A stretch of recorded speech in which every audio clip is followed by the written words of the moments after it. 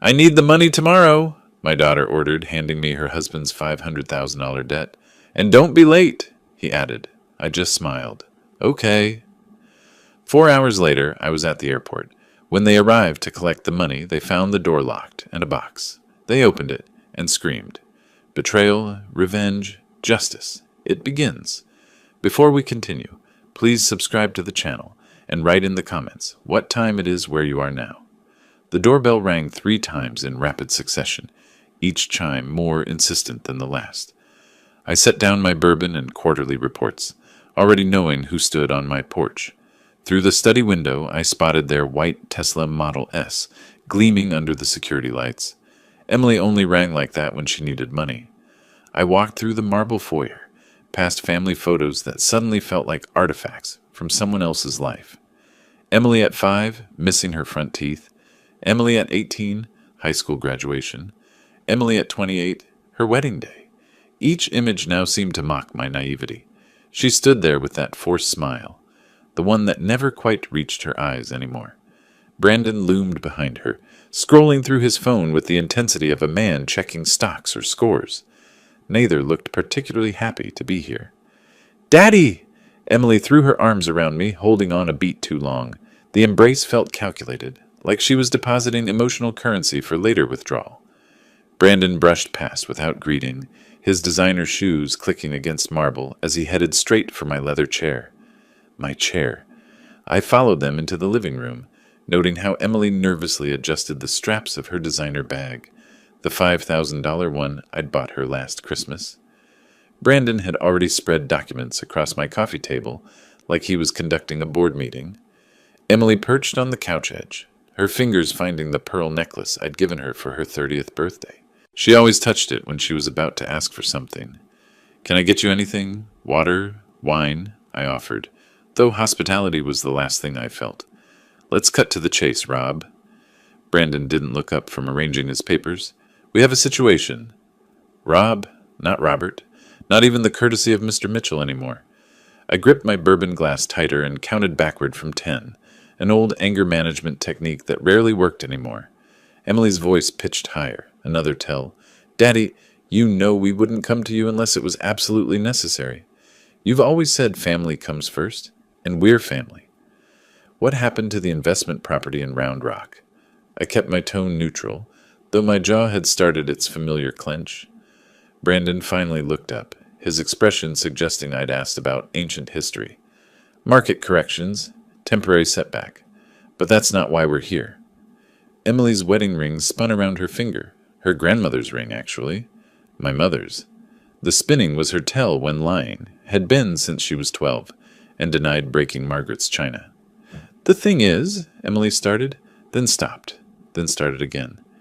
"Brandon's been working so hard on this new venture. Tech startup, very promising, revolutionary, really." "How much?" I interrupted. The grandfather clock in the corner ticked through 3 long seconds of silence. Brandon's cologne, something expensive and excessive, mixed with the oak and vanilla notes of my bourbon. Emily's heel clicked against the marble floor in a nervous rhythm. "It's really not that much for someone of your assets," Brandon said, leaning back in my chair. The leather creaked under his weight, a sound that had always been mine alone until tonight. 500,000. We need it in our account by noon tomorrow." The room tilted slightly.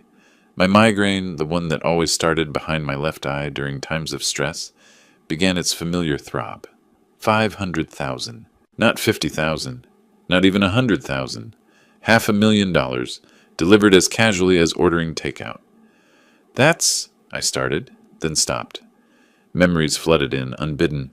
Teaching Emily to ride her bike in Zilker Park, her college graduation at UT, walking her down the aisle at the Four Seasons. Had that girl ever existed, or had I imagined her? "Daddy, we wouldn't ask if we had any other option." Emily's fingers moved from her pearls to dab at her eyes, though I noticed no actual tears.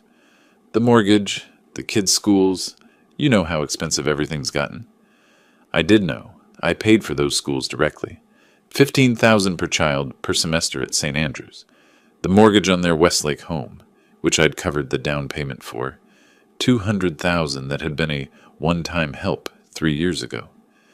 Brandon stood, walked to my bar without invitation, and poured himself 3 fingers of my 25-year-old Macallan. These aren't bank people we're dealing with, Rob. They're serious individuals. Would hate for this to affect your reputation at the country club or the dealerships. The threat hung in the air like Brandon's cologne, obvious, overwhelming, and nauseating. My blood pressure spiked. The migraine exploded from behind my eye across my skull. The room spun slightly, and I gripped the mantel for support. "Daddy, you look pale," Emily said. Not with concern, but calculation, like she was measuring my weakness for maximum leverage. That's when she said the words that changed everything. "If Mom were still alive, she'd be ashamed of how you're treating us." The words hung between us like a blade.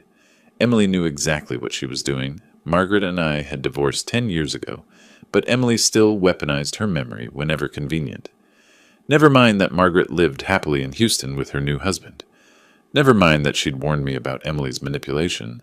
In Emily's version of history, Margaret was a saint who would have opened her checkbook without question. "Your mother," I said slowly, "would have told you to get jobs." Brandon barked a laugh from my bar, still holding my scotch like he'd earned it. "Jobs? I'm an entrepreneur, Rob. I create jobs." 3 failed startups in 5 years. A cryptocurrency disaster that I'd warned him about last Christmas. The consulting firm that never consulted anyone.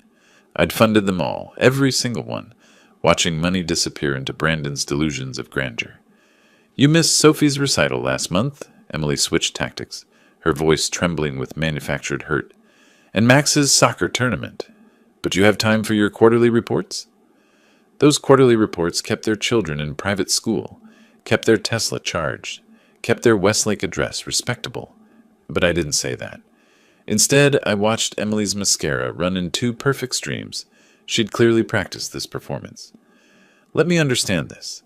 I released the mantle, standing straighter despite the migraine. "You need $500,000 by noon tomorrow. For what exactly?" Brandon and Emily exchanged a glance, the kind married couple's perfect over years of coordinated deception. Brandon set down my scotch and returned to the coffee table, shuffling through papers with the unconscious rhythm of someone used to handling cards or chips. "Real estate opportunity," he said. "Time sensitive. Can't miss this window." "You just said you lost money on real estate in Round Rock." That was different. Brandon's knuckles whitened as he gripped one of the documents. "This is cryptocurrency. I mean, this is a sure thing." The slip was small, but significant. Crypto, not real estate. The same mistake that cost them $200,000 8 months ago. My left hand started trembling, a new development in my 60s. I shoved it in my pocket. Emily's phone buzzed. She glanced at it, typed quickly, then placed it face down. "Daddy, we've supported you through so much. When you and Mom divorced, who stood by you? When the economy tanked in 2020, who helped keep the dealerships running?" "You were in Cabo that entire summer," I reminded her. "Posted about it daily on Instagram." "That's not fair. The wedding." I started listing, my voice steady despite the rage building. 100,000. The house down payment, 200,000. Brandon's first startup, 150,000. The second, 80,000. The third. "That's ancient history," Brandon interrupted, standing now, trying to use his height advantage. "We're talking about our future. Your grandchildren's future." "The grandchildren whose tuition I paid directly to St. Andrews." Emily stood too, clutching her phone. The staged photo from her childhood, the one of us at SeaWorld when she was 7, suddenly appeared on the coffee table. She'd brought it as a prop. "These aren't just debts, Rob." Brandon stepped closer, close enough that I could see the small scar above his left eyebrow. "These are obligations. Serious people with serious consequences. By tomorrow noon, or things get complicated for everyone. Your reputation, the dealerships, that nice country club membership. Are you threatening me in my own house?" My voice dropped to barely above a whisper. "We're being honest about reality," Emily said, but her voice wavered. She'd never seen me this angry, this controlled. "Daddy, please, we need this. Tomorrow, noon. That's not negotiable." The room felt suffocating despite the central air running. My migraine pounded with each heartbeat. Brandon's cologne seemed to thicken the air. Emily's calculated tears had smeared her eye makeup into something almost theatrical. I looked at them both, my daughter who'd become a stranger, her husband who'd never pretended to be anything but a parasite. The grandfather clock chimed 9 times. Outside, suburban Austin continued its quiet evening routines, oblivious to the family destruction happening in my living room. "Fine!" The word came out flat, exhausted. "Tomorrow. Now leave." Emily mistook my exhaustion for capitulation. She rushed forward, arms outstretched for another embrace. I stepped back, letting her arms fall empty. Brandon extended his hand for a shake, gripping too hard, establishing dominance he'd never earned. "We knew you'd understand," Emily said, gathering her designer bag and her staged photo. "Family first, right, Daddy?" They walked out without another word, Brandon's hand possessively on Emily's lower back, guiding her like a casino chip he'd just won. I stood in the doorway, watching their Tesla's distinctive whine fade down the street. The taillights disappeared around the corner onto Westlake Drive. I waited exactly 5 minutes after their taillights disappeared before I made the first call. James Walker answered on the second ring, despite the late hour. 25 years of friendship and legal counsel meant he knew my patterns. I never called after 9 unless something was seriously wrong. They finally crossed the line, didn't they? His voice carried no surprise, only resignation. "Noon tomorrow," they said. Like I'm an ATM with a withdrawal limit they've finally exceeded. "The house transfer paperwork is already filed," James said. I heard papers shuffling on his end. "They just don't know it yet. Emily's name was never on that deed, remember? You insisted on keeping it in your name when you paid their down payment." "What about Margaret?" I asked, walking back through my house, seeing it differently now, not as a home, but as a stage for tonight's final performance. "She's expecting your call. Says it's about time you stopped enabling them." I hung up and immediately went to my home office. The migraine had shifted from explosive pain to cold clarity. My laptop opened to an email confirmation from 3 weeks ago. Villa Las Palmas, Costa Rica, March 17th through April 17th. Your reservation is confirmed. The retirement planning trip would now serve a different purpose. I called American Airlines, navigating the automated system with practiced efficiency. The morning flight could be moved to 6:45 a.m. First class still available. 1 passenger. My home safe opened with a combination I'd never shared, not even with Emily. Inside, organized in labeled folders, lay 20 years of financial documentation. Every check, every wire transfer, every loan. Brandon's signed agreement from December 2023, promising this would be the last request. Emily's Instagram posts from the past year, printed and dated, showing their lavish lifestyle while claiming poverty. Shopping sprees at the Domain, dinner at Uchi, weekend trips to Napa. I found an old Amazon box in the garage, ordinary and unremarkable. Inside, I arranged 3 document sets with a lawyer's precision. First, the deed to their house. Second, the complete loan history. $847,000 over 8 years, meticulously documented. Third, the legal notices James had prepared months ago, hoping we'd never need them. At the bottom, I placed a USB drive containing tonight's security footage. The cameras I'd installed after a break-in 2 years ago had captured everything. Emily's rehearsed tears, Brandon's threats, their coordinated manipulation. On top, I placed a single note. "You wanted it tomorrow. Here's what you're really getting." The packing took 30 minutes. 2 suitcases, efficiently filled with tropical weight clothing, essential documents, medications. My dealership manager, Jake, received a brief email. "Family emergency. You're in charge. Details to follow."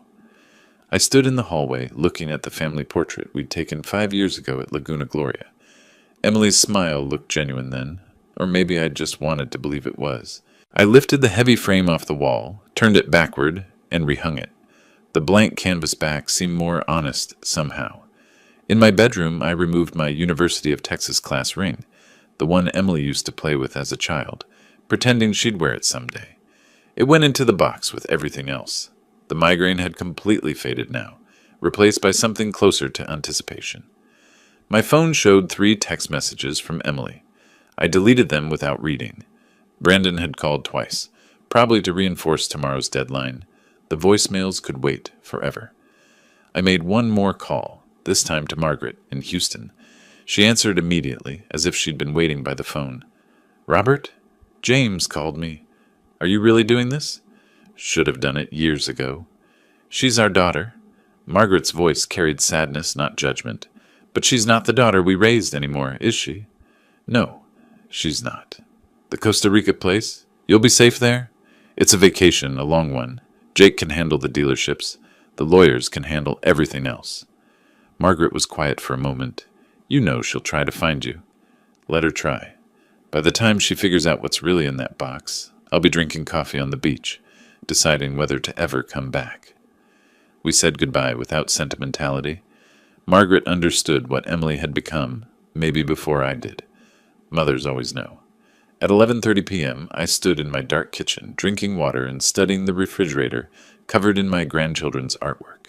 Stick figures labeled Grandpa and Me Fishing at Lake Travis, a crayon drawing of my dealership with Grandpa's work scrawled beneath.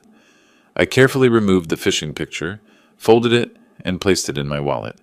The children weren't responsible for their parents' choices. I set the box on the porch table where they'd be sure to see it. The doorbell camera would capture their reaction when they opened it at noon, expecting a check and finding instead the complete dismantling of their illusions. The alarm was set for 4:30 a.m., 6 hours until my new life began, 6.5 until theirs fell apart.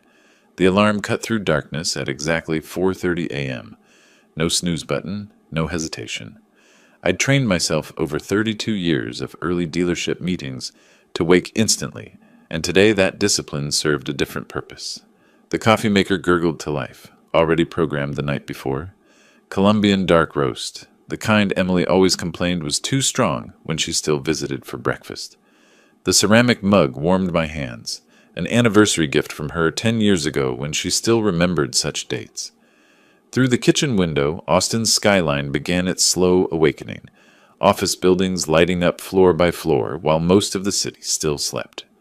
I moved through my house with deliberate precision, documenting each room like a detective at a crime scene.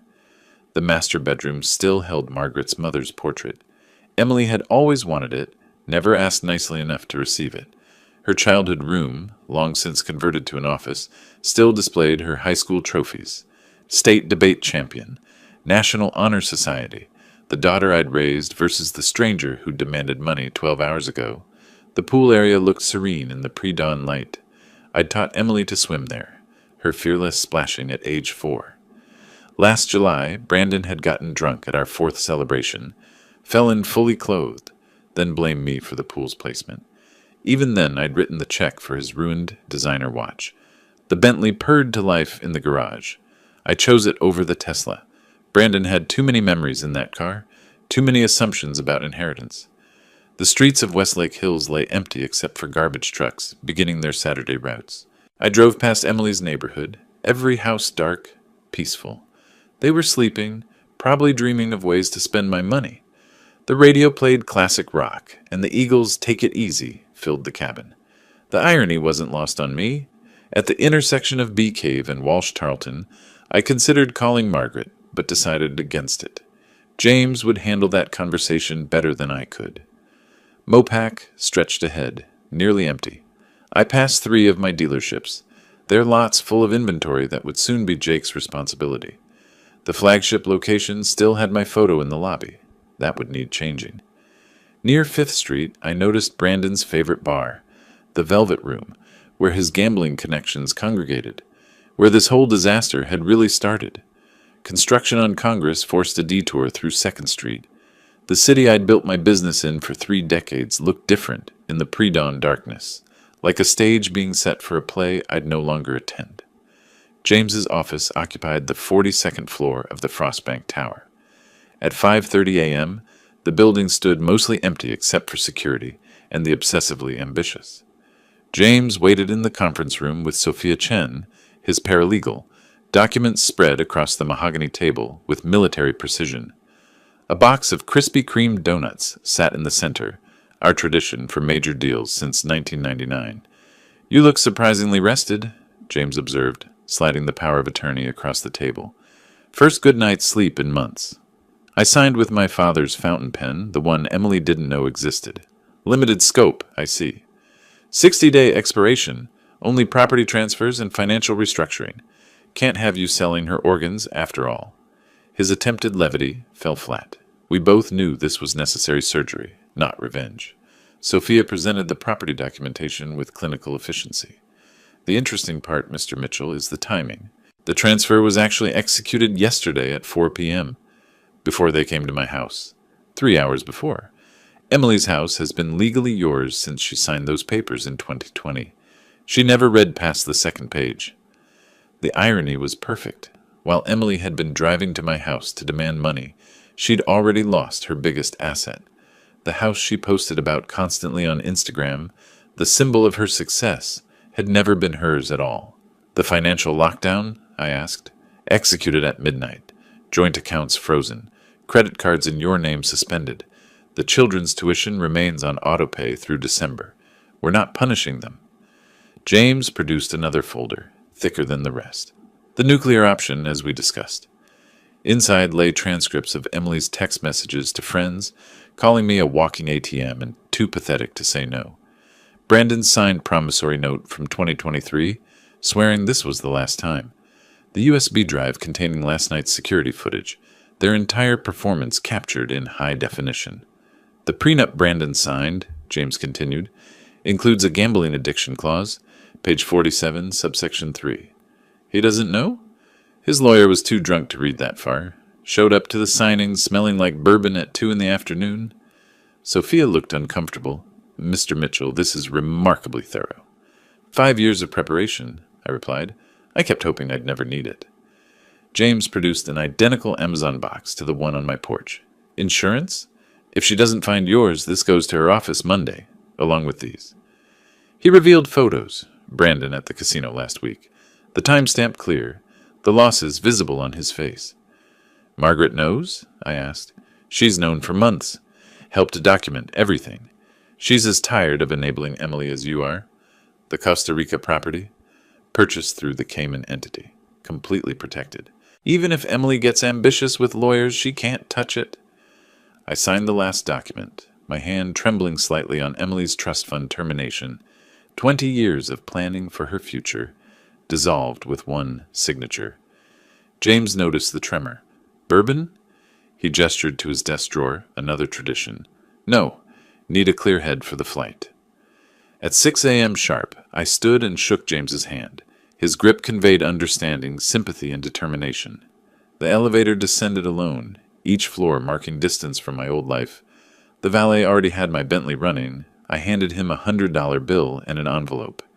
Jake Martinez will pick this up Monday. The young man nodded, confused but professional. I drove toward the airport as the sun broke the horizon, painting Austin's skyline gold. My phone buzzed, Emily calling earlier than expected. The last time I'd hear that ringtone without choosing to answer. Highway 71 stretched toward Austin Bergstrom International as the sunrise painted the hills copper and gold. The familiar route felt different this morning, each landmark a goodbye. Manuel's taco truck was setting up at the Riverside intersection where I usually stopped for breakfast tacos. Not today. NPR discussed a local businessman's expansion plans, my own dealership group, ironically, though they wouldn't be mine much longer. Emily called 3 times in rapid succession, then Brandon once. Each ringtone felt like a countdown. 10 years ago, that sound would have made me answer immediately, worried something had happened to the grandchildren. Now I recognized it for what it was, the sound of entitlement demanding its due. Mental inventory while merging onto 183. Jake had run the Saturday operations for 5 years. He'd managed fine. The property management company had their instructions and 6 months' payment in advance. The grandchildren's school tuition would continue through December. They shouldn't suffer for their parents' choices. Everything else had ceased to be my responsibility at midnight. The airport's south terminal emerged from morning mist. The valet stand wasn't busy yet, just 2 attendants preparing for the day's rush. Tommy, who'd parked my cars for 3 years, looked surprised. "Early flight, Mr. Mitchell?" "Change of plans." I handed him the keys and an envelope. "Jake Martinez will pick this up Monday. His information's inside." "Everything all right, sir?" "Better than it's been in years." I didn't look back at the Bentley. That car had driven Emily to her wedding, Brandon to countless bars, me to endless ATM withdrawals. Let Jake decide what to do with it. The first-class counter stood empty except for Michelle, who'd checked me in for dozens of business trips. Costa Rica today, Mr. Mitchell? I have you on the 6:45 to San Jose? That's right. Normal conversation masking life-altering change. 2 bags to check? Everything I need. She tagged the suitcases with practiced efficiency. I kept my carry-on close. Documents, medications, laptop, the few photos I couldn't leave behind. As she handed back my passport, I pulled out a sealed envelope. I need a favor, Michelle. Someone will come looking for this later today. Emily Carter, she'll be agitated. Michelle's professionalism never wavered. Any special instructions? Just verify her ID. There's a key inside to a storage unit. She'll understand. Or she wouldn't. Either way, the storage unit held 20 years of her childhood belongings I'd saved. Things she'd never bothered to collect. Let her decide if memories were worth more than money. TSA pre-check moved with Saturday morning efficiency. The regular agents recognized me. Where to today, Mr. Mitchell? Somewhere warmer. Business or pleasure? Neither. Personal matter. Through the scanner, belt off, shoes in the bin. The mundane ritual of modern travel felt surreal against the backdrop of deliberate life demolition. I collected my belongings, each item returning to its designated pocket except my phone, which stayed off. Austin Java appeared at gate 14, and muscle memory guided me to the counter. The barista, Kelly according to her name tag, smiled with morning enthusiasm. The usual? Medium dark roast, no room? Make it a large today. Special occasion? You could say that. I sat at the gate, the coffee warming my hands like my mug at home had 2 hours ago. My phone showed its final statistics before I powered it completely off. 7 missed calls from Emily, 3 from Brandon, 12 text messages, 2 voicemails. Emily's last text caught my eye. Dad, call me back, having weird dreams about money. I typed a response. Dreams and reality are often different. Deleted it. Typed again. Check the porch. Deleted that too. Finally typed, ask James Walker. Then deleted that as well. Instead, I powered the phone off, removed the SIM card, and dropped both in the nearest trash bin. The investment phone could become someone else's problem. First-class passengers for Flight 447 to San Jose, Costa Rica, now boarding. The gate agent scanned my boarding pass with a practiced smile. The jet bridge stretched ahead, each step lighter than the last. The flight attendant welcomed me to seat 2A, window, left side. I accepted the offered champagne, unusual for 7 in the morning, perfect for this moment. Other passengers filed past. A honeymoon couple, giggling and touching constantly, reminded me of Margaret and myself 35 years ago. A business traveler typed frantically on his laptop, chasing some deadline that seemed monumentally important. That had been me once, building an empire for a daughter who'd only seen ATM codes. An elderly woman settled in 3C with knitting needles and yellow yarn, like Emily's grandmother used to do before the arthritis won. Excuse me? A familiar voice made me freeze. Margaret stood in the aisle, designer luggage in hand, looking exactly as composed as she had during our divorce proceedings. She settled into 2B. Across the aisle, close enough to talk, far enough to maintain boundaries we'd established a decade ago. James called, she said simply. Thought you might need backup. It's not your fight anymore. Hasn't been for 10 years, but she's still my daughter. Someone should be there when she lands. There? I bought the condo next door 6 months ago. James really is thorough. Found it, negotiated the price, handled everything. I've been planning this as long as you have. The captain's voice interrupted. Slight delay for our final passenger. My chest tightened. Emily? Had she figured it out early? Brandon? The door opened, but it was just a harried businessman, apologizing as he squeezed past to economy. Did you tell her? I asked Margaret. Tell her what? That her father finally stopped enabling her? That her husband's a parasite? That she became exactly what we swore she'd never be? No, Robert. She'll figure it out herself. Today, actually. The door closed with pneumatic finality. 7:05 a.m. Pushback. 7:15 a.m. Engines roaring to life. Acceleration pressing me back into leather that didn't smell like Brandon's cologne or Emily's perfume. Austin shrank below, the hills and lakes I'd called home for 30 years becoming abstract geometry. Somewhere down there, Emily's alarm was going off. In 4 hours, she'd arrive at my empty house. In 5 hours, she'd find the box. In 6 hours, my old life would be completely dismantled. The flight attendant appeared with breakfast menus. Business or pleasure? I considered the question. Neither. It's justice. Margaret laughed, the first genuine laugh I'd heard from her in years. That's the Robert I married. Welcome back. Below, Texas disappeared under clouds. At exactly noon, when Emily expected $500,000, I was having lunch above the Caribbean.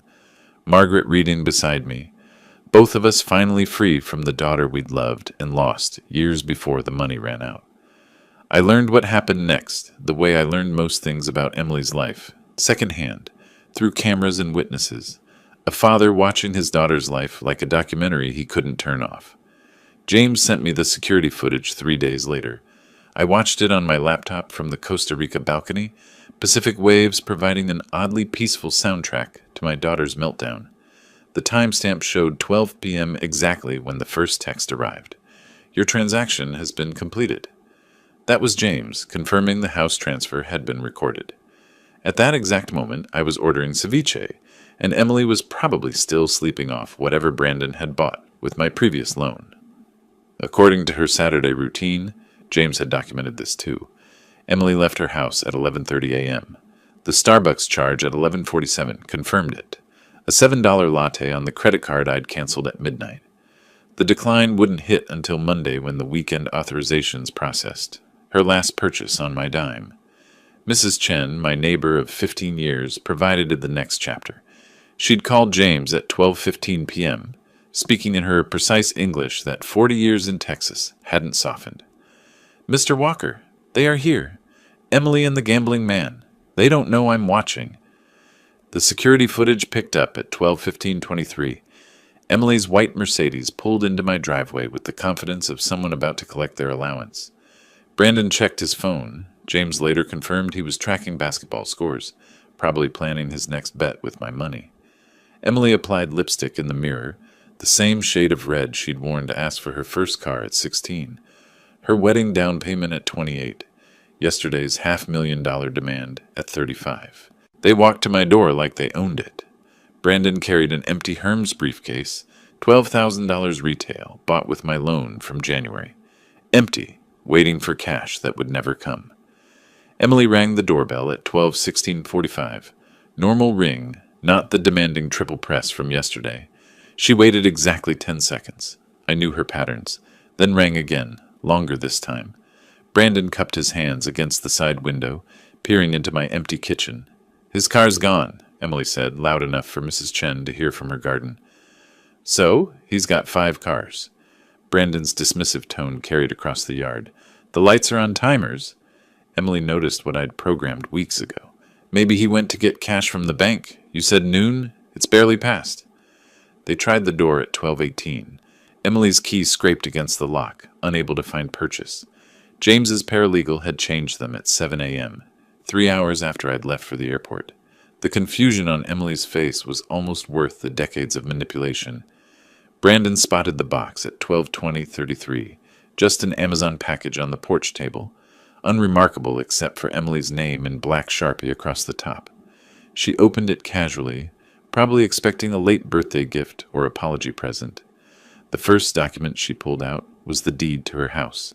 Her face changed like time-lapse photography of fruit rotting, confusion to disbelief to horror in under 3 seconds. She dropped it, and Brandon snatched the paper before it hit the ground. What do you mean it's in his name? Brandon's voice carried to Mrs. Chen's yard. Emily pulled out the spreadsheet next. Every payment, every loan, every gift meticulously documented. Total, $1.3 million over 8 years, not including the house. Her hands shook as she reached the bottom line. The photographs came next. Brandon at the Palms Casino last Tuesday. The timestamp's clear, his losses written on his face. Then the promissory note he'd signed, swearing December's money was the last he'd ever request. Emily's text messages to her friends, printed and highlighted. Dad's too pathetic to say no, and he'll cave, he always does. And my personal favorite, I deserve this money more than he does.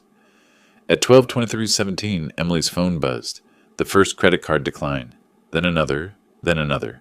Chase, American Express, the Nordstrom card, all suspended, all in my name, all canceled at midnight while she slept.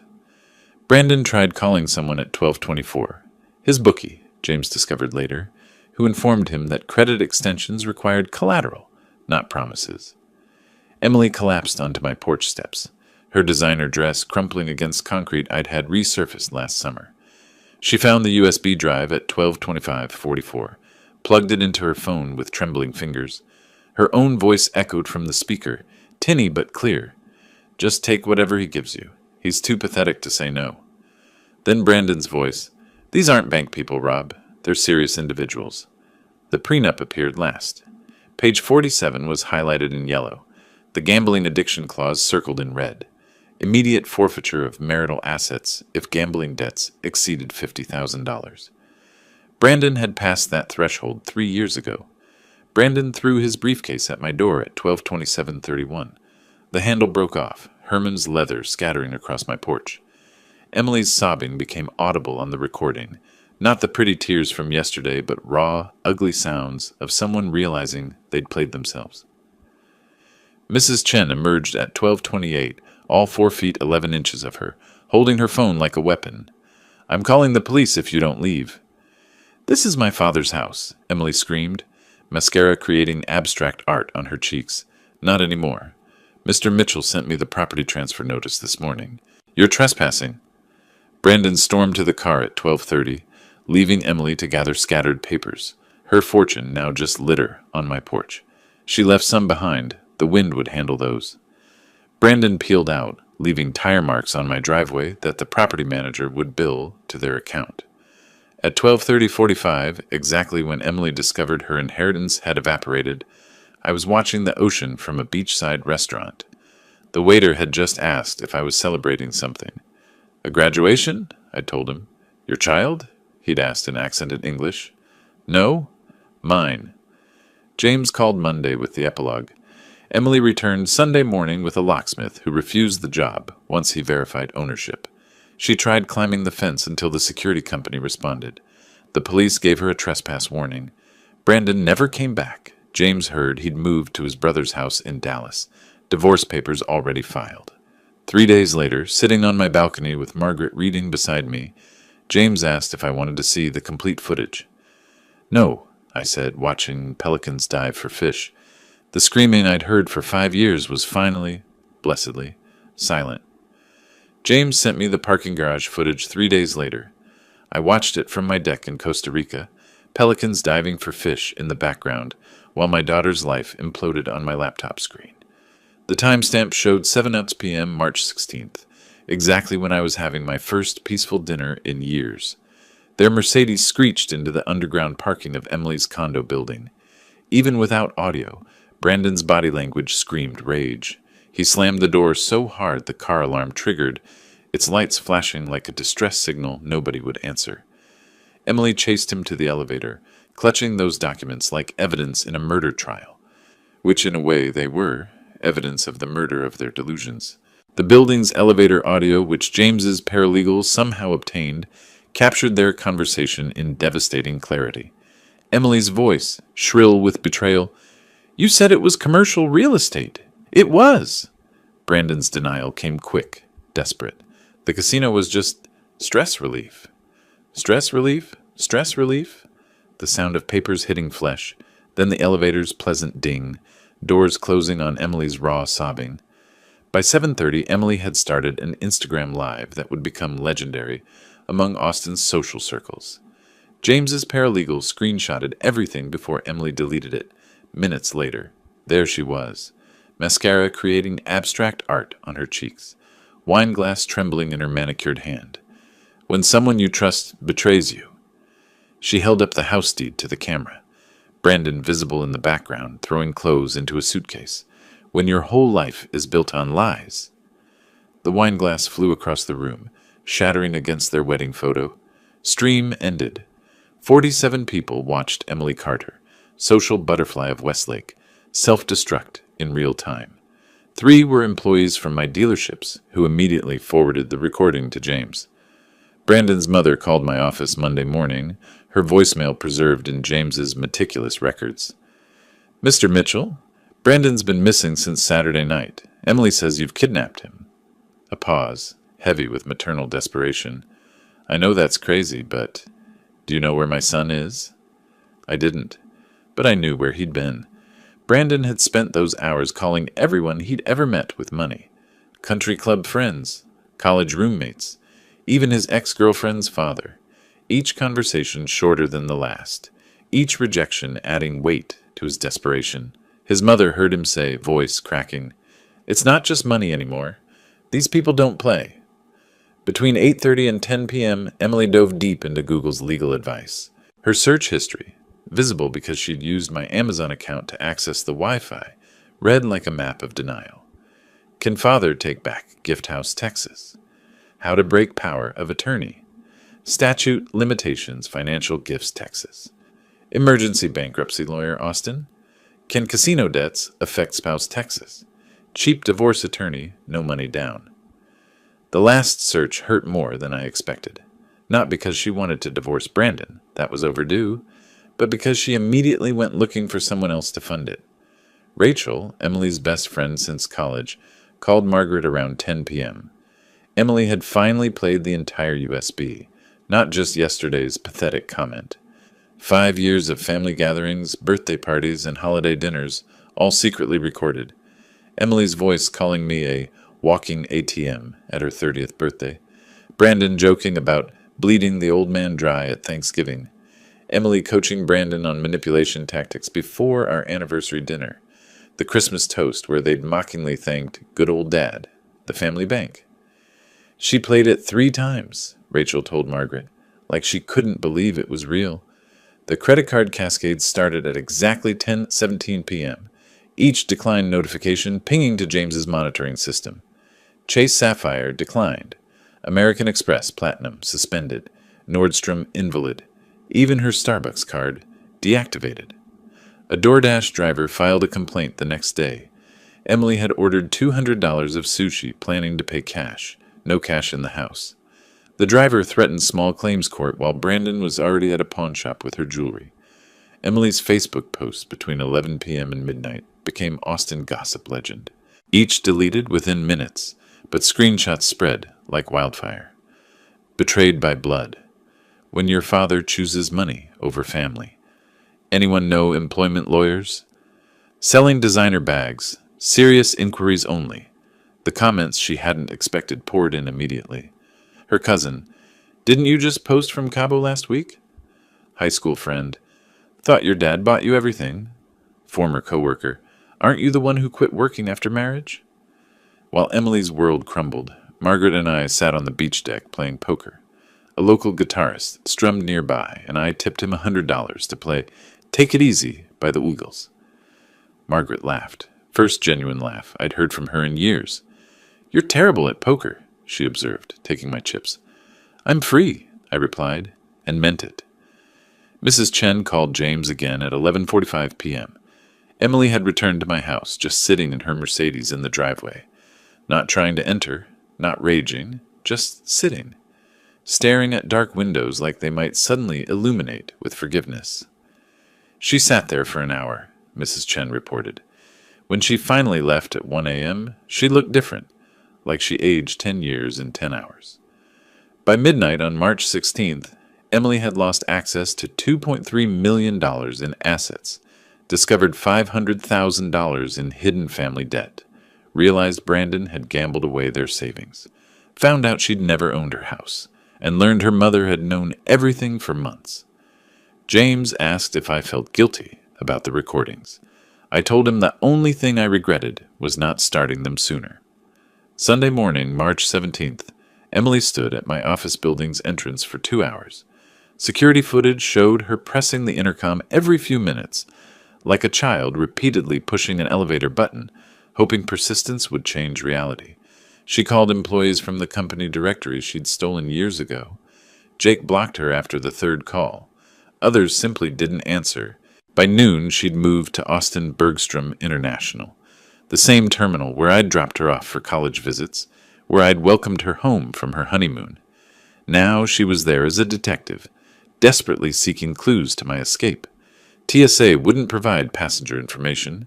American Airlines required a warrant. When she claimed family emergency, they checked their system. Passengers specifically requested no contact, the agent informed her.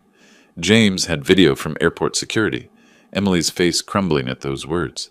Her Uber receipts that afternoon, the last rides before the account cut off, traced a map of desperation across Austin. Robert's Golf Club, membership revoked, entry denied. Morton's Steakhouse, where we'd celebrated every major deal. Haven't seen Mr. Mitchell lately. Even my barber shop on South Congress, though it was closed Sundays. She stood outside, peering through windows like my hair clippings might reveal my location. Monday, March 18th became Emily's legal education day. 4 law firms, 4 identical consultations. Each lawyer's expression shifted from interest to sympathy as they reviewed the documents. "These are ironclad," said the first. "You'll need a $10,000 retainer," said the second. "Do you have access to funds?" asked the third. The fourth just shook his head. The dealership confrontation at 3 p.m. made it onto employee social media. Emily stormed into the flagship location on Research Boulevard, demanding answers from Jake. Jake Martinez, 6'4" former Marine, remained perfectly calm as she screamed about kidnapping, elder abuse, and theft. When she threw her coffee at the glass door, customers started recording. The brown stain would remain for 3 days. Jake left it there on principle. Brandon's mother's voicemail at 5 p.m. carried a mother's worst fears. "Mr. Mitchell, Brandon's been missing since Saturday night. Emily says you've kidnapped him. I know that's crazy, but do you know where my son is?"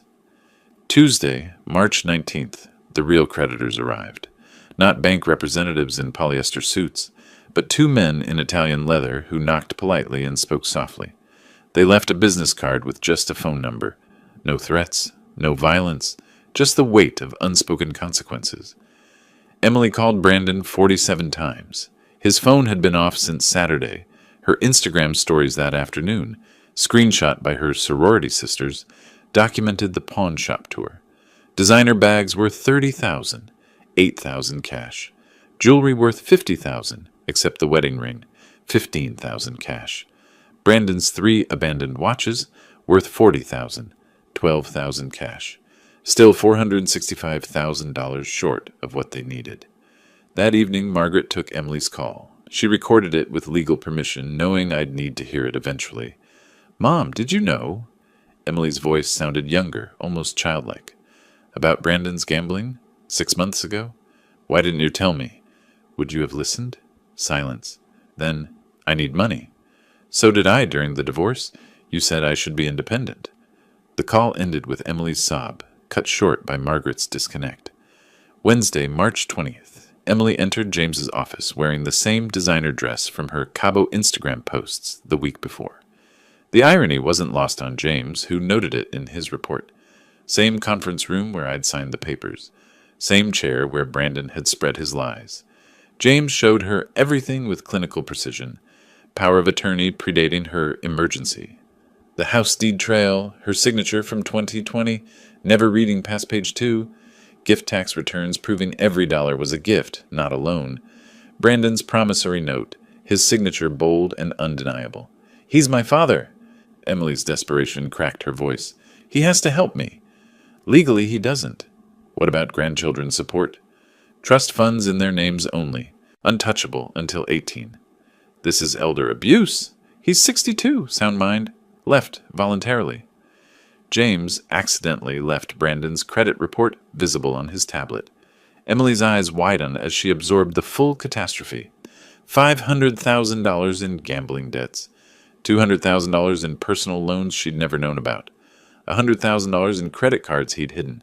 Even an attempted second mortgage on her house, denied due to ownership issues. The final envelope slid across the mahogany table with whispered promise. Mr. Mitchell authorized one final gift.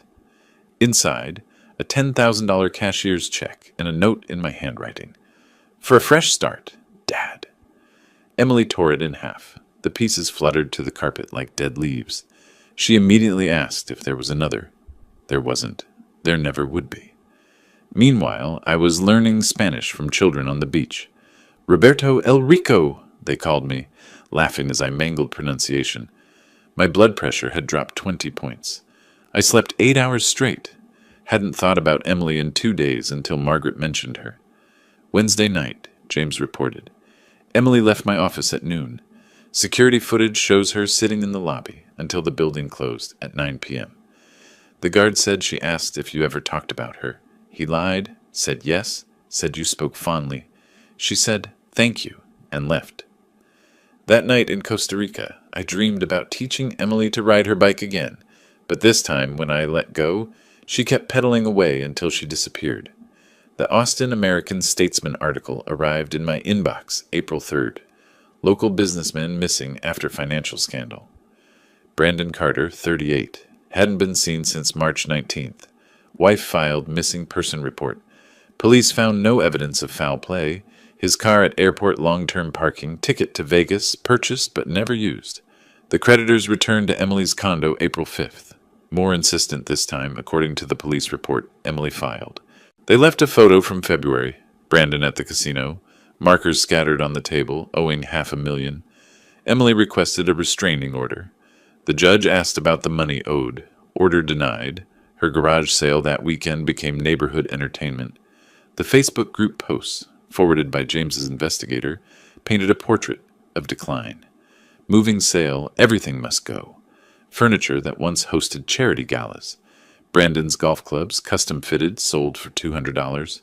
Wedding china, Waterford crystal, $50 for the complete set. Her wedding dress preserved in acid-free tissue, no takers at any price. A neighbor posted, "Sad. A year ago she hosted that autism charity gala here, raised $50,000. By mid-April, Emily's job applications flooded Austin's employment market. 47 positions in 2 weeks, tracked through LinkedIn. Interior design firms, employment gap too long. Retail positions, overqualified. Finally, Nordstrom hired her, the same store where she'd spent thousands monthly. Starting pay, $15 hourly, plus commission. The universe's sense of irony remained intact. April 15th, an eviction notice appeared on her condo door. 3 months behind on the mortgage, Brandon had handled finances, never mentioned the mounting debt. $4,500 monthly payment, $13,500 owed, plus late fees. May 15th deadline to pay or vacate. She discovered this returning from her first day at Nordstrom, still wearing the employee name tag she'd once ignored on others. The divorce filing on April 18th read like a corporate dissolution. Abandonment cited as cause. Brandon must be served. Location unknown. Judge allowed publication notice in 3 newspapers. Cost, $500 Emily didn't have. She used her Nordstrom employee discount to buy a suit for court, the first clothing she'd purchased with earned money in 7 years. While Emily rebuilt from ashes, I built something new in Costa Rica. My days developed a rhythm I'd forgotten existed. Sunrise with howler monkeys. Coffee overlooking the Pacific. Morning swims in water clear enough to see my feet. Lunch at Manuel's beach bar where nobody knew about dealerships or daughters. Local kids called me Roberto El Rico, Robert the Rich. I taught them English in exchange for Spanish lessons. Their parents invited me to dinners where nobody mentioned money, investments, or opportunities. Real conversations about football, fishing, and the weather. Nobody asked for anything except to pass the salt.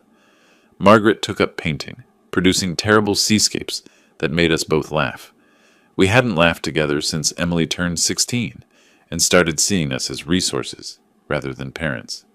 Not romantic between us, that died long ago, but peaceful, like survivors of the same shipwreck, sharing a lifeboat. My transformation surprised the doctor in San Jose. Blood pressure down 30 points. Weight dropped 20 pounds without trying, off 3 medications. "What changed?" he asked in accented English. "Everything. Nothing. I'd stopped funding other people's lives and started living my own." April 25th, TMZ broke the story. Missing Texas businessman spotted in Mexico. Brandon Carter working at a Juarez car rental agency under an assumed name. The photo showed him behind a counter, 10 pounds thinner, wedding ring absent. Extradition unlikely for civil debts. Emily commented on the article with just 2 words. Good riddance. April 27th. Emily finally used the airport storage key. Manuel reported what she found. Every childhood item I'd saved. Photo albums she thought I'd discarded. Her grandmother's jewelry, assumed lost in the divorce. A $50,000 savings bond in her name, maturable in 1 year, and a note in my handwriting. For when you remember who you were before money mattered. Dad. The email arrived April 28th, forwarded by James. Emily's words, carefully chosen. Mr. L. Walker, please tell my father I found the storage unit. I understand now. I'm sorry. I'm working at Nordstrom. I'm surviving. Maybe that's the lesson. Don't tell him I asked, but is he happy? Emily, James asked if he should respond. April 29th, sunset on the beach. Margaret reading beside me. The same guitarist from my first night playing nearby. The same spot where Emily was discovering the box that changed everything. Tell her yes, I said to James over the phone. Tell her I'm happy. And tell her the bond was her mother's idea. Anything else? Tell her I'll be here when she's ready to visit. But she pays her own way. That night, I watched Costa Rican families on the beach. 3 generations playing together. No one staring at phones. Everyone engaged in actual conversation. Poor by American standards. Wealthy by every measure that mattered. Emily texted James, Thank you for telling me. Maybe Christmas, if I save enough. First time in 5 years she'd mentioned saving for anything. April 30th, Manuel's band played at the beach bar. They dedicated a song to Roberto El Rico. Not the Eagles this time, but a local folk song about a man who found treasure by giving everything away. Margaret translated, tears in her eyes. It wasn't really about me. It was about every expat there, all running from something, all finding something else. James called that evening to say Emily had sold her Mercedes, bought a 10-year-old Honda, started a savings account, posted on Instagram about the dignity of honest work. Should I keep monitoring her? He asked. No. The lesson was learned. The teaching was over. The learning, maybe, was just beginning. The eviction notice had been on Emily's door since April 15th. By May 5th, James told me she'd exhausted every option, pleading with property management, offering partial payments, even attempting to negotiate with the building's owner. She never knew I'd sold that property to a REIT in January, anticipating exactly this moment. Security footage from the building showed her renting the smallest U-Haul available that Saturday morning. Loading it alone took 12 hours. Mrs. Peterson, whom Emily had complained about for years, those loud grandchildren, offered help from her balcony. Emily's pride, even broken, wouldn't let her accept. She struggled with a leather couch she'd bought with my money, dragging it inch by inch to the truck while neighbors watched from their windows. The storage unit she could afford held everything except clothes and her laptop. 1 month prepaid, cheapest facility in Austin. Pure irony. Her unit sat directly next to the one I'd left for her, the one with the bond. She passed it daily, oblivious. May 10th brought Brandon's final communication, a registered letter from Juarez, requiring signature. The postal worker later provided an affidavit for Emily's divorce proceedings, describing how her hands shook as she signed. Inside, 1 page, Brandon's handwriting. Emily, by the time you read this, I'll have a new name and new life. The men looking for me won't find me. Don't try to either. I'm sorry about your father's money. But you were the one who said he'd never cut you off. We both gambled. We both lost. The prenup your dad made me sign means you get nothing from me anyway. Consider us even. B. Her Nordstrom manager called James out of concern. Emily didn't show for 3 days. When she returned, she'd dropped 10 pounds, her eyes hollow. The manager nearly fired her. For the first time in Emily Carter's life, she begged, actually begged, kept the job by promising perfect attendance going forward. May 15th, eviction day. Emily's new address, a studio apartment above a taco shop on East Riverside. Same neighborhood she'd called sketchy when visiting college friends. 400 square feet. Window AC unit rattling like dice in a cup. Shared laundry in a basement that smelled of mildew. $700 monthly, cash only, no credit check. The second job started May 16th. Denny's night shift, 11 p.m. to 7 a.m. The same Denny's where she'd made a scene 2 years prior, demanding the manager over cold eggs. Now she served drunk college students and exhausted nurses for 213 hourly plus tips. Her new schedule became robotic. Wake at 5 a.m., Nordstrom from 6 a.m. to 2 p.m., sleep from 3 p.m. to 10 p.m., Denny's from 11 p.m. to 7 a.m., repeat. Sundays off spent doing laundry and preparing meals. Rice, beans, the cheapest chicken she could find. Margaret visited May 24th. She called me that evening, her voice careful. Emily had hung one item on the studio's water-stained wall, our photo from her college graduation. The designer clothes were gone, replaced by Walmart basics. 20 pounds lost, cheekbones sharp as accusations. Their conversation, as Margaret recounted, "I helped your father plan this. I know. Are you angry? I was. Now I'm too tired to be angry. The bond was my idea. Insurance for when you hit bottom. This is bottom? No. Bottom is when you stop blaming everyone else." Emily's admission came slowly, like pulling teeth. "I was a terrible daughter." "You were a spoiled daughter. There's a difference.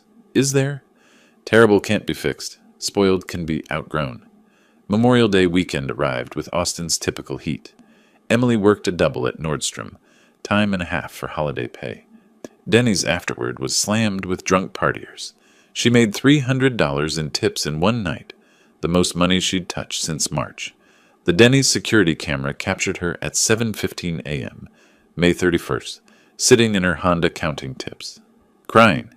Not the manipulative tears I'd seen so often, but something raw.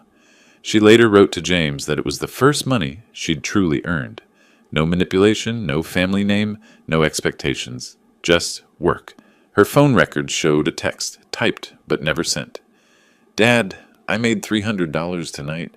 By myself. I know you won't see this. I know you're gone. But I wanted you to know. I'm starting to understand." She deleted it, but the phone company's records remained. Meanwhile, in Costa Rica, the rainy season had started. I'd begun teaching English at the local school, volunteer work. The kids called me Teacher Roberto. Nobody knew about my money. Margaret painted terrible landscapes, selling them to tourists for $20, donating proceeds to the school. We ate dinner together most nights. Simple food, rice, fish, plantains. Better than any country club meal. James sent his last update. Emily's working 2 jobs, living in studio, surviving. My reply, stop monitoring. She needs to do this alone now. May 31st, midnight. Emily started another Denny's shift. Memorial Day crowd filtering in. She tied her apron, picked up her order pad, approached a table of drunk fraternity boys, the type Brandon would have pledged with. "Welcome to Denny's. What can I get started for you?" One recognized her, his voice loud with surprise. "Emily? Emily Carter? From the country club?" She didn't flinch. "That's me. Now what can I get you?" James told me later that was the moment, serving pancakes to people who knew her former life, that Emily stopped being my daughter and started becoming herself. June had brought Austin's full summer heat, and Emily had found her rhythm. Nordstrom customers started requesting her specifically. She'd become genuinely helpful rather than judgmental. The Denny's night shift nurses tipped extra because she remembered their coffee preferences without asking. No sugar for Beth, extra cream for Susan, decaf for Maria, who was trying to quit. Her coworker at Nordstrom told James that Emily was down to size 4 from size 10.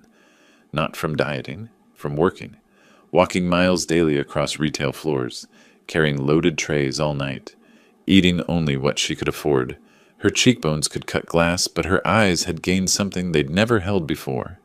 Awareness. Sundays followed a strict routine. Laundromat at 6 a.m. when it was empty. Grocery shopping at the Asian markets on North Lamar, where produce cost half of Whole Foods prices. Meal prep in her tiny kitchen with one working burner. Then, unexpectedly, the library. She'd started reading financial literacy books, taking notes in a composition notebook like a college student. June 10th, Tuesday. Emily checked her mail in the apartment building's lobby. Usually bills, credit card offers for people with good credit she no longer had. This time, a cream envelope with no return address. Costa Rican postmark. Her hands shook as she recognized my handwriting.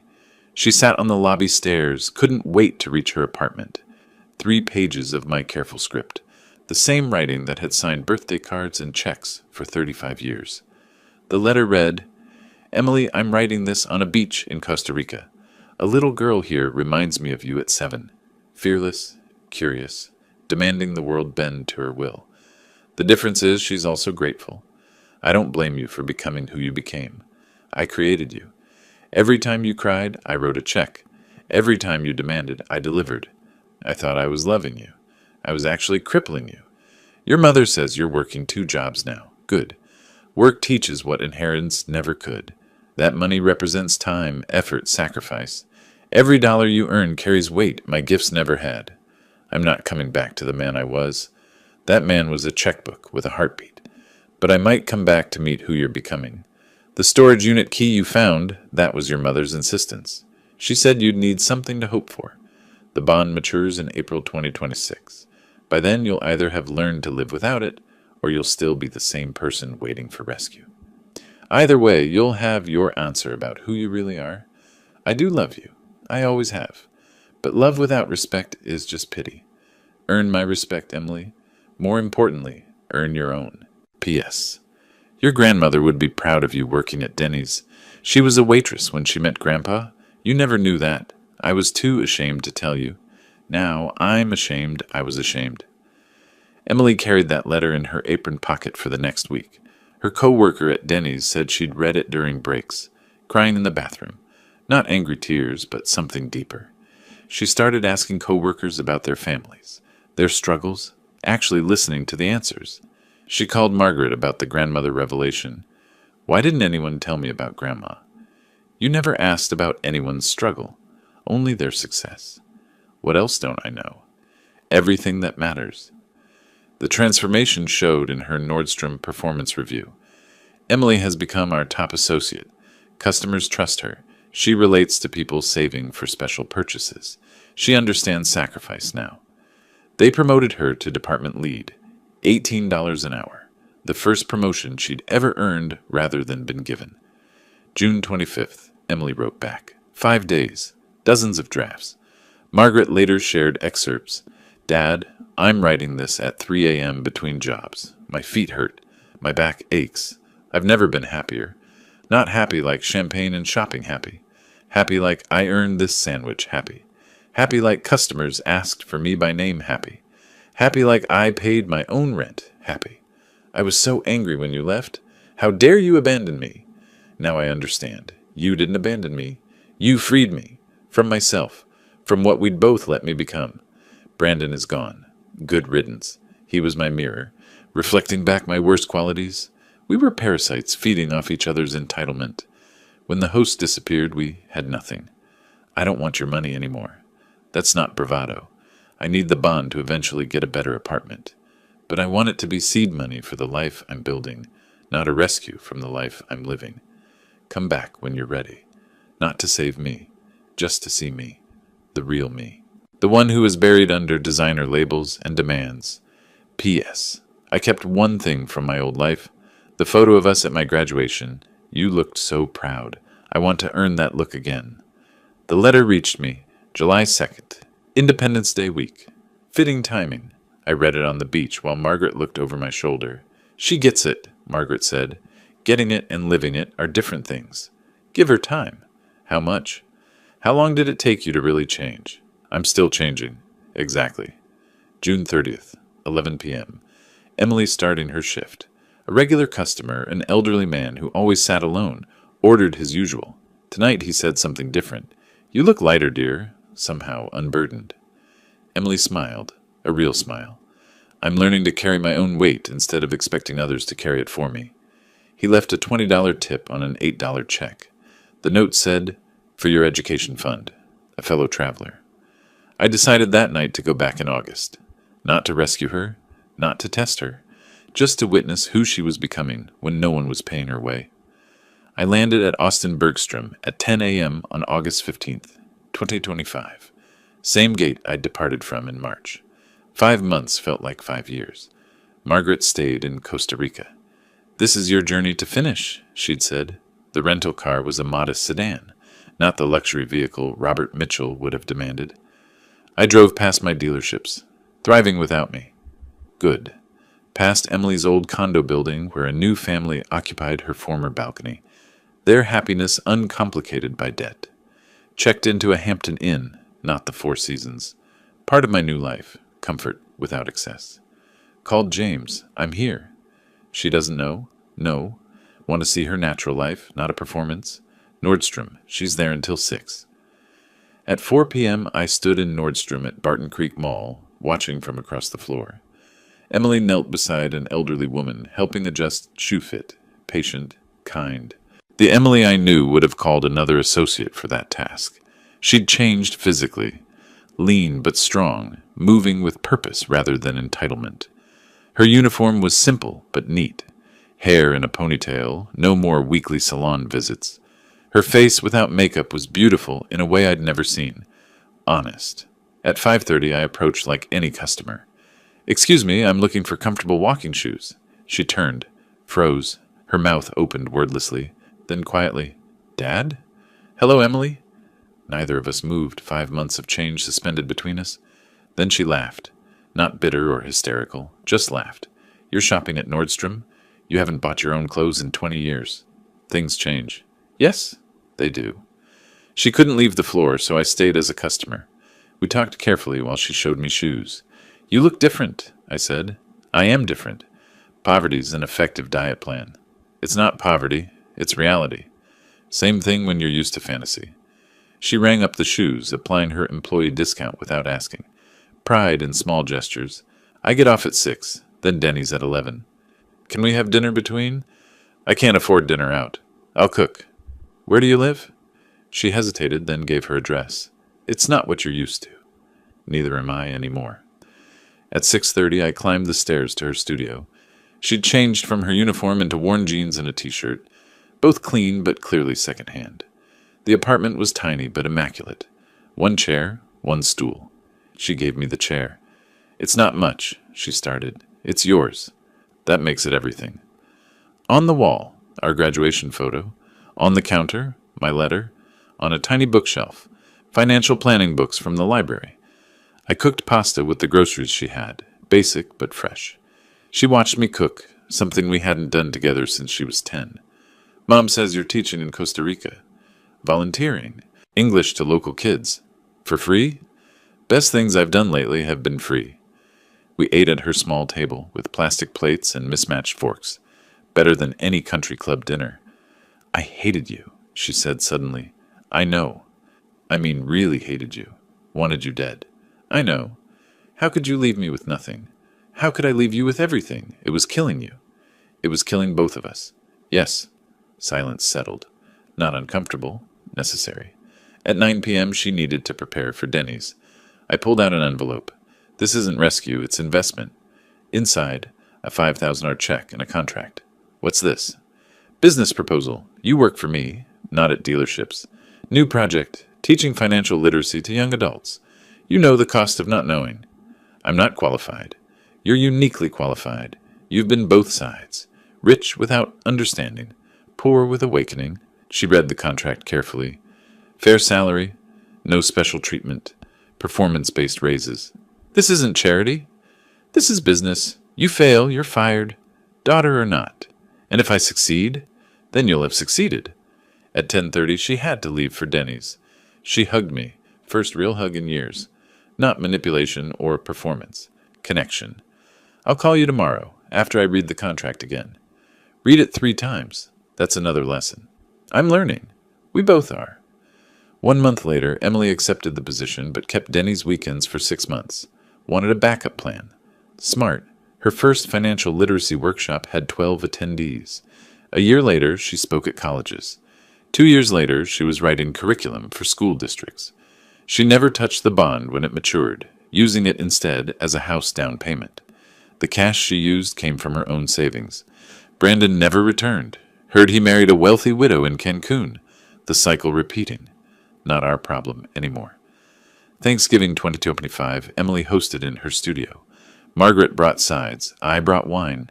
We sat on the floor around her coffee table. Emily raised her water glass. She was working that night. To family. Margaret added, to lessons learned. I concluded, to starting over. We clinked glasses. plastic and glass. Perfect imperfection. The fortune I'd spent my life building was nothing compared to the wealth in that tiny room, a daughter's respect, earned not inherited, and the knowledge that sometimes the greatest gift you can give someone is the chance to save themselves. If you like this story, please like this video, subscribe to the channel, and share your impressions of this story in the comments. To listen to the next story, click on the box on the left. Thank you for watching.